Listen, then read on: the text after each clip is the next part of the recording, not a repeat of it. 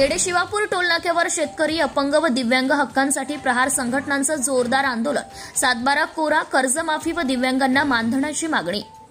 शेतकरी, दिव्यांग व अपंग बांधवांच्या न्याय्य हक्कांसाठी प्रहार अपंग क्रांती संघटना व प्रहार जनशक्ती पक्ष यांच्या वतीने खेडे शिवापूर टोलनाक्यावर आज भव्य आणि शिस्तबद्ध आंदोलन करण्यात आलं. 7/12 उतारा कोरा करणे, शेतकऱ्यांची कर्जमाफी तसेच दिव्यांग व अपंग नागरिकांना दरमहा 6,000 रुपये मानधन मिळावं या प्रमुख मागण्यांसाठी हे आंदोलन उभारण्यात आले.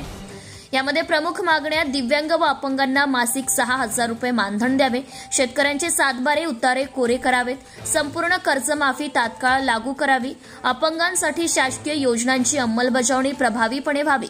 प्रमुख उपस्थिती व नेतृत्व. या आंदोलनात पुढील नेत्यांनी सक्रिय सहभाग घेतलाय आणि मार्गदर्शन केलंय.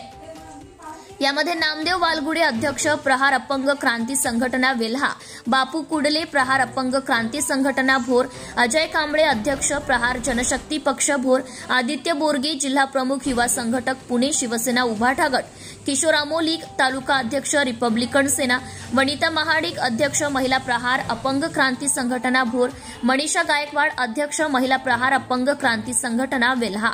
यावेळी आंदोलनकर्त्यांनी शासनाला निवेदन दिलं असून प्रशासनाकडून सकारात्मक प्रतिसाद मिळेल अशी अपेक्षा व्यक्त करण्यात आली.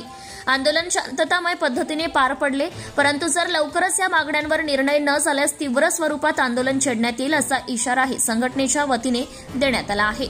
पुणे प्रतिनिधी Ganesh Kamble. Subscribe now and press the bell icon. Never miss an update.